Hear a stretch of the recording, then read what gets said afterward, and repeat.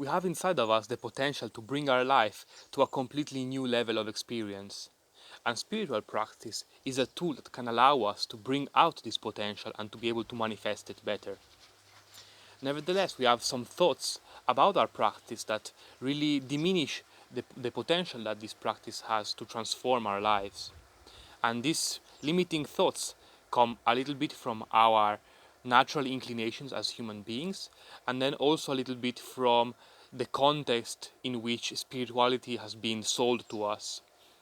So, one of the most important uh, thinking patterns that I think can be very limiting is the idea that we will have to practice for our whole life and not really achieve anything, or maybe if we are really lucky in 10 or 100 lifetimes we may have a glimpse of enlightenment, and but it's really arrogant from us to even dare to think that we may get a little bit, even a bit closer to that.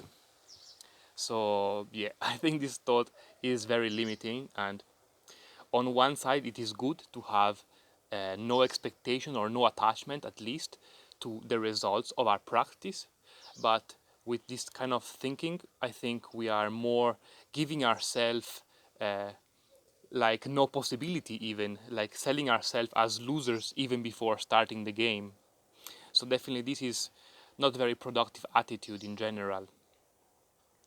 And also another reason that we can see this behavior is when we relate to, when we see somebody which we consider more spiritually realized than us, and we think as ourselves as lower to this person, and we think, wow, he's so amazing, we will never be like him in a certain way. And this obviously it's also not very productive kind of mental habit to have. It's much better to see, wow, he got there, is amazing, he shows me that it's possible to go there, so I as well can learn to go there, you know. And related also to this kind of attitude, there is this idea that a spiritually fulfilled person is somehow perfect, you know, it doesn't make any mistakes. And this also reflects in our own practice when, for example, life brings us some challenges, and you know, we're having a hard time, we're confused, or maybe we are depressed, and really we are struggling against some obstacle. In that circumstance, we may think that we are failing in our practice. And this, I think, it's very far from actually failing in our practice. This is actually our practice. In general, these ideas kind of bring us away from life to an idealization of the practice, and this is what makes the practice less efficient. And when we can make the practice more real, more in harmony with our life, then it has really the potential to transform us, to bring us to the next step.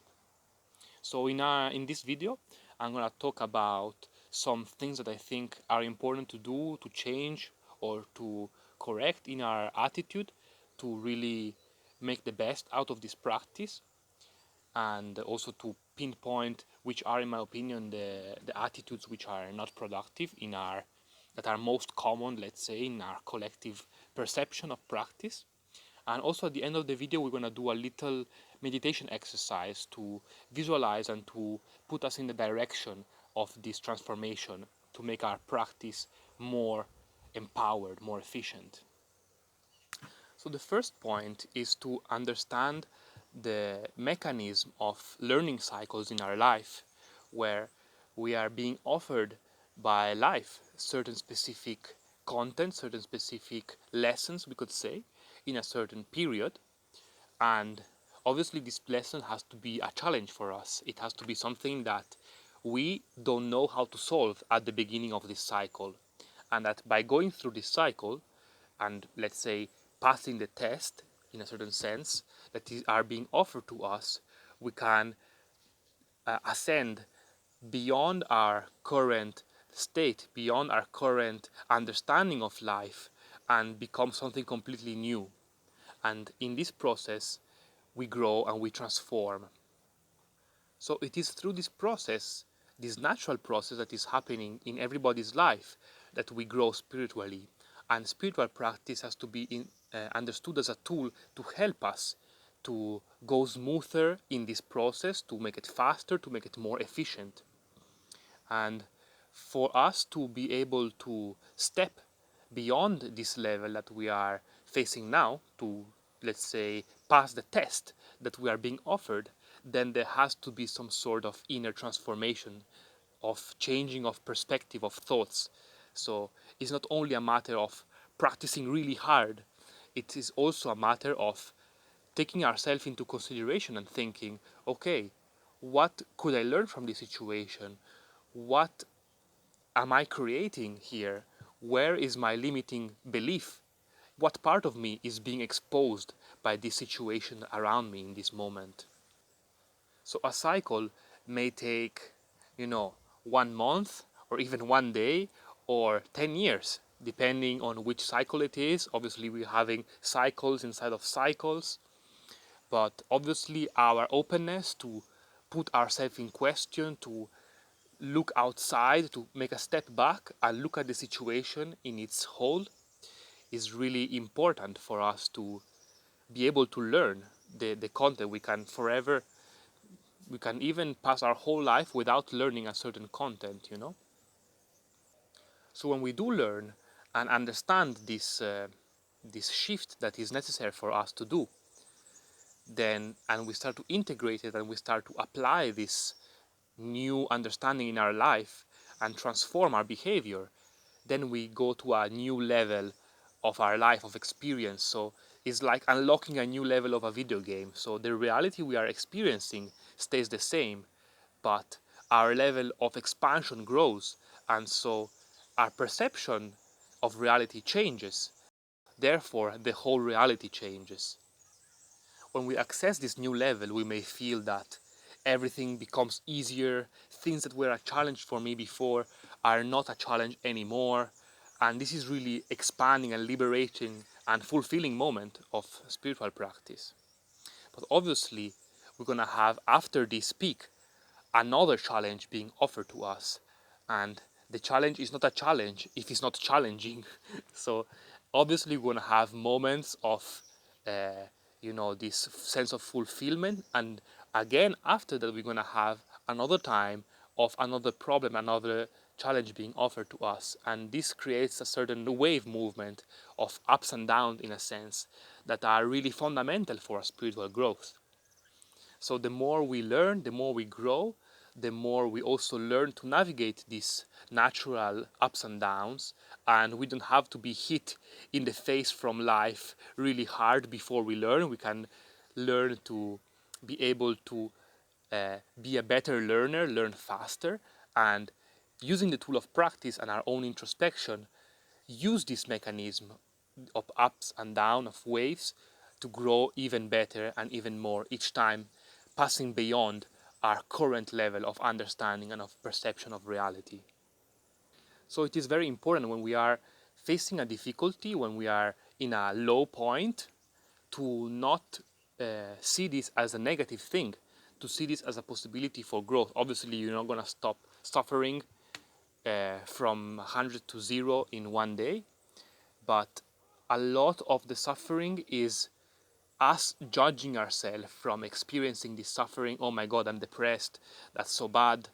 And the thought that that what is happening is bad, it really increases the time we have to spend in this phase, and really manifests and really nourishes this type of energy. So so when we are able to see it in a positive way and to look for the potential it has to transform our life positively, then we are already uh, transforming the situation and getting ourselves closer to its solution. The second point is to aim for concrete results. And this point is very related to the previous one. So when you are in a certain phase of a learning curve, then your practice should be adapted to that situation, to that condition. For example, to help you individuate which is the learning that can take you to understand and to solve this new challenge. Or, for example, to make you more able to manifest in your life this change, this shift that you want to do in your character.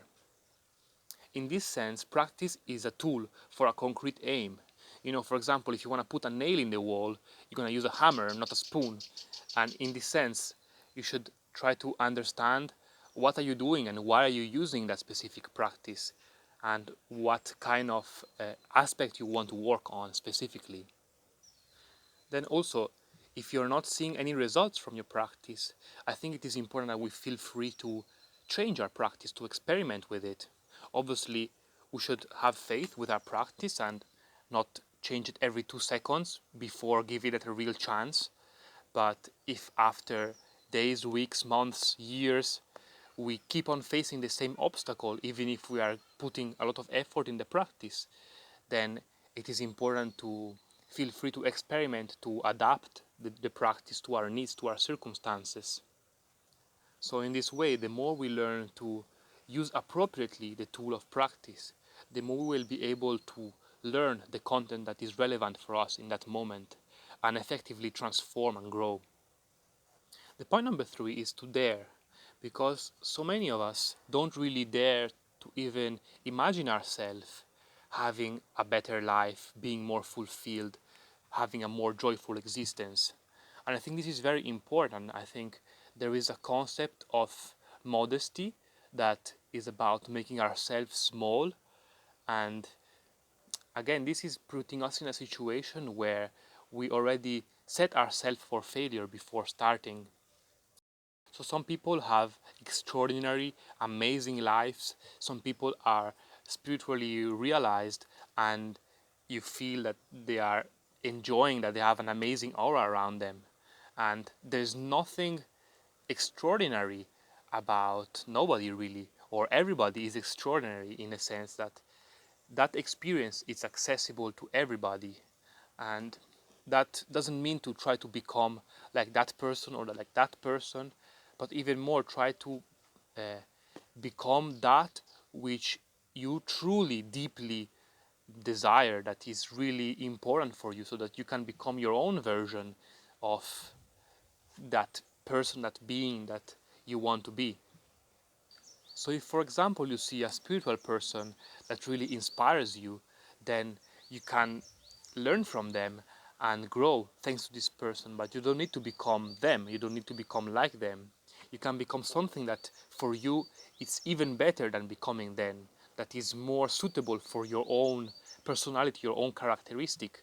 If you look around at different spiritually realized people, they are completely different one from the other, and everyone is is like a flower blossoming his own qualities that he already had before.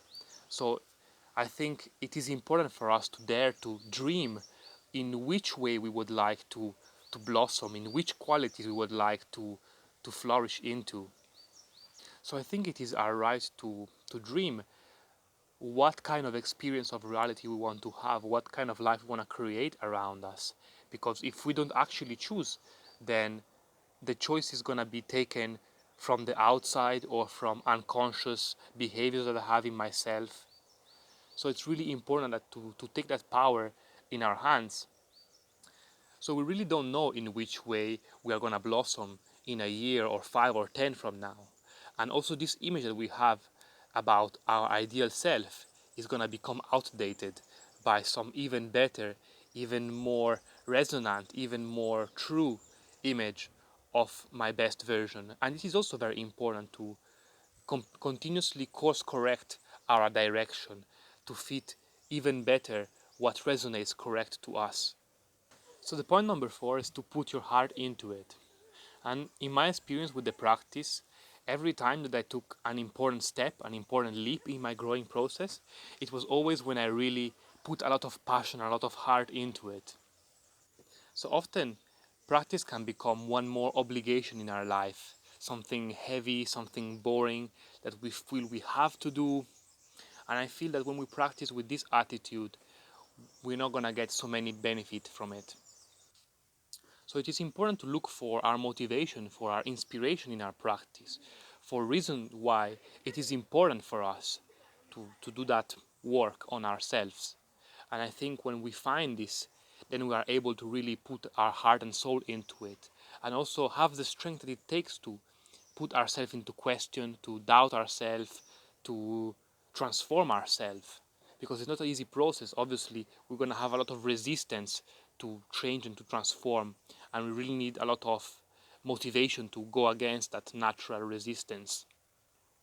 So in some period of your practice, you may experience really blissful and really amazing emotions and feelings. And in other periods, you may experience suffering and negative part of yourself. And you can be really presented with your shadow in front of your face that really makes you put your feet on the ground. And both of these experiences are important and relevant for you. And from all of this experience, you can take out a lot of learning content and take the chance to grow even more. So our relationship with the practice is a ever transforming, alive entity. Just like a relationship with a person, it doesn't survive just on habit. Just because we have been practicing for a long time, it doesn't mean that our practice is strong and effective. So we have to keep on making it alive, making it fresh, and put new energy, to put our heart in it, and to be in love with the process that we are going through. And so in many situations, looking for this genuine passion, this motivation in our practice can really hold the key that allows us to uh, overcome a certain limitation. And you can see that in every different period, what genuinely motivates you is completely different.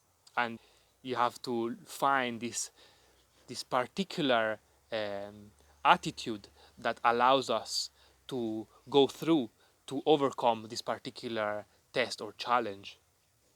Sometimes, for example, we are being asked to step back and to do less, or to be more kind, and some other time we are being asked to do more and to put more effort and to be more forceful. So this really depends on the situation, and this is why we need to be open to listen and to understand what this situation requires from us, what is the learning that is important for us to take in.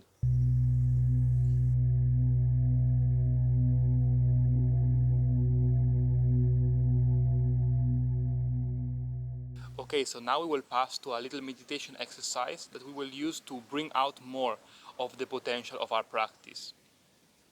So take a little bit of time to get comfortable. You can close your eyes if you like.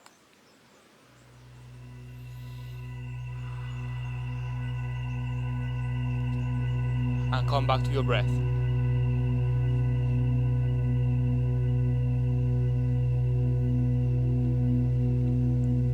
The breath is calming down.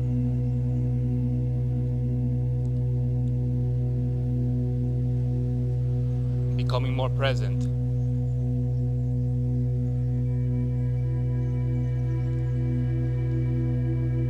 Getting into our optimal mental emotional state for this work.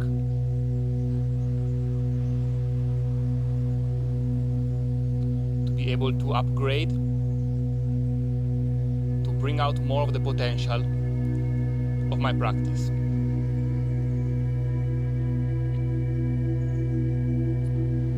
So that it may allow me to grow more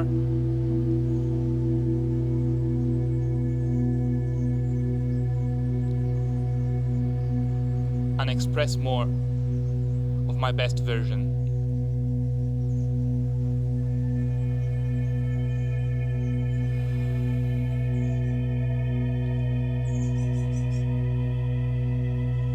So breathing slowly. The first thing we're gonna do is we're gonna focus on our relationship with the practice in this phase of our life.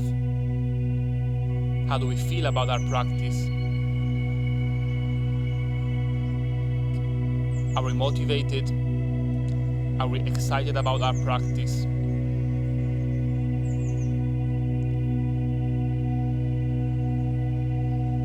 Are we feeling that our practice is effective, is giving results?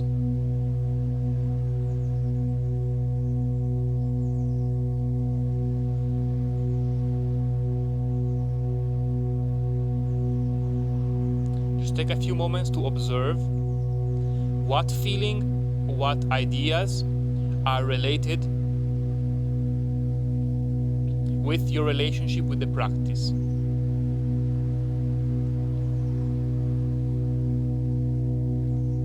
In this exercise, we will try to modify, where necessary, this feeling, looking for a high degree of resonance with a more harmonious relationship with our practice.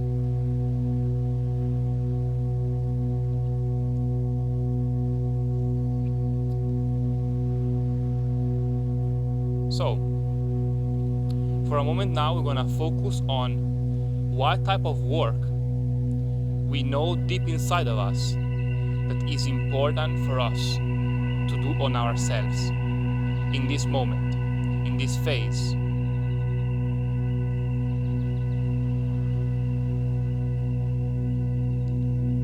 What kind of quality would we need to cultivate?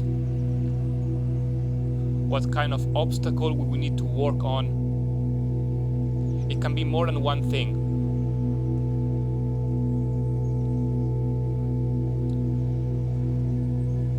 But I invite you to try to individuate at least one or two things that are important for you, that you know deep inside that you are being asked, you are being required to work on these aspects, and that this would allow you to bring out a better version of yourself.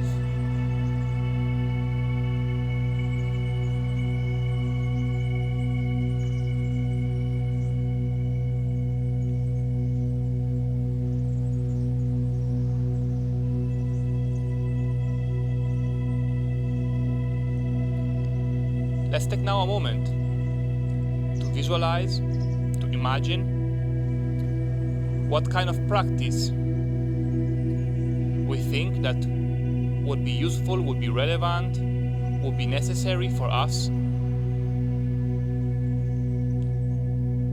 to do this specific task, to work on these specific aspects,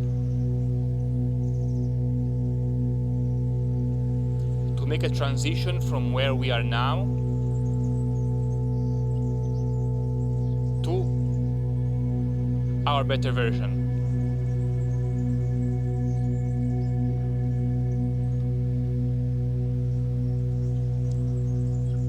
What kind of practice we would need to do, what amount, with which attitude we would need to practice.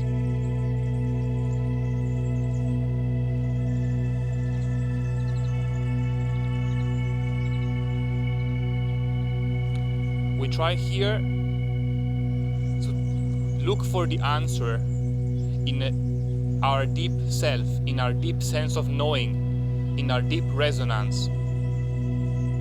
What resonates correct, true, genuine for us.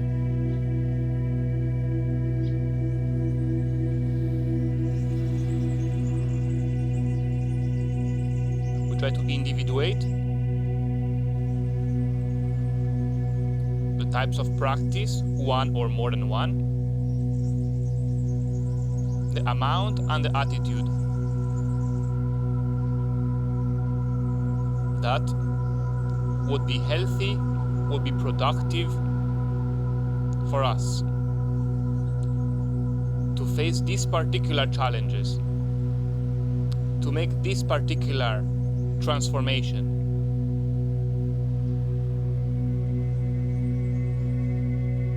To bring out our better version.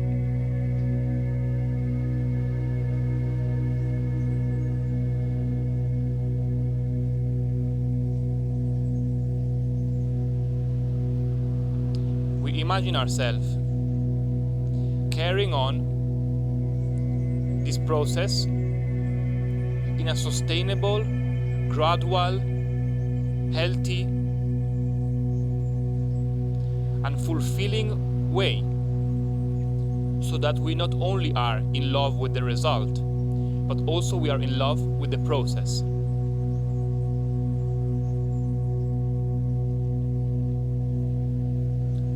imagine the satisfaction, the sense of resonance that we have day by day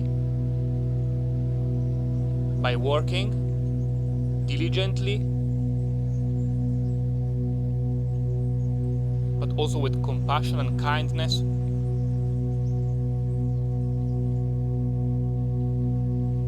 and how this slowly but surely transforms our expression, our personality, and even our character, our perception of the universe, our state, our mental and emotional state throughout the days.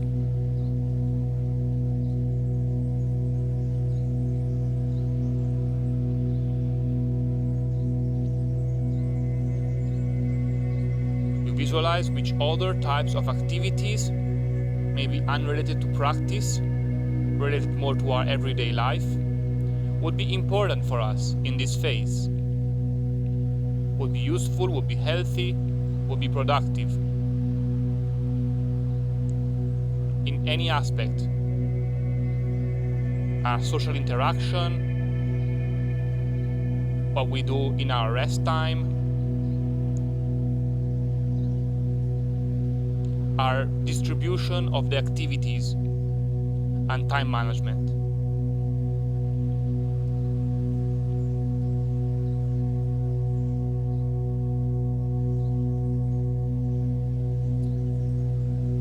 But again, we try to visualize this on the base of our deep intuition of what resonates with us.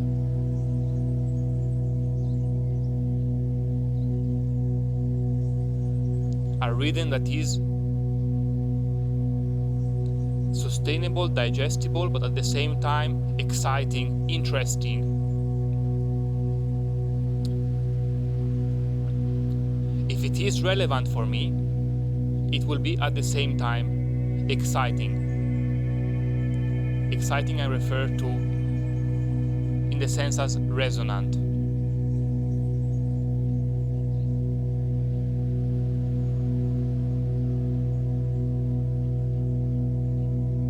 Taking a few more breaths.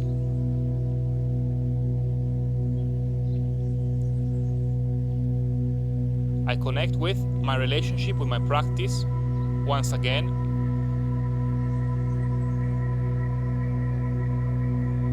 And I observe how it has changed through this exercise.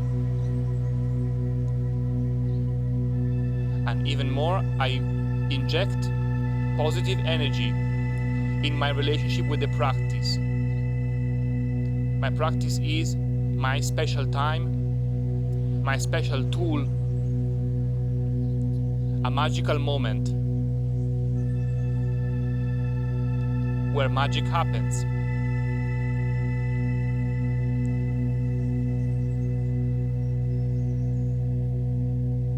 Where deep transformation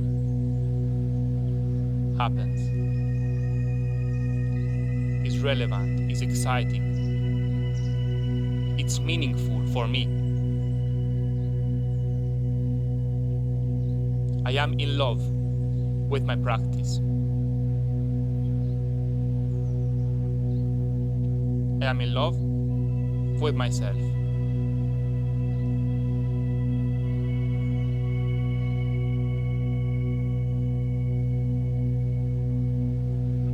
Taking a few more breaths to integrate this feeling both at the energetical level and also at the mental level. If there is any more images, ideas that we need to set down to be able to integrate this in our lives, in the next days, in the next weeks.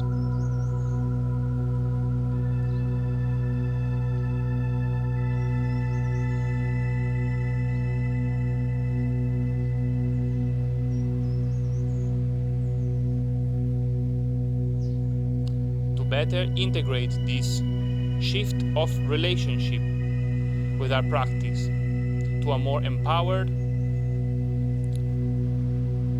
a more effective, a more deep and profound connection.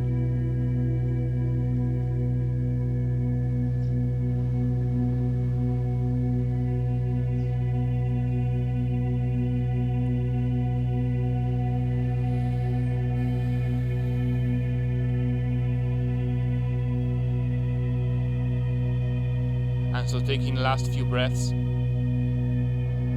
appreciating ourselves, appreciating our life, appreciating our inner teacher.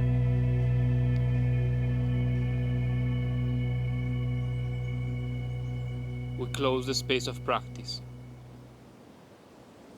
Thank you.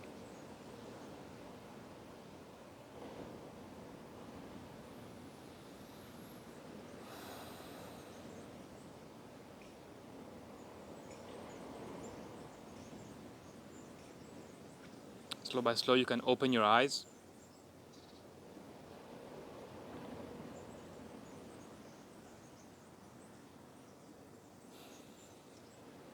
And that's it for today.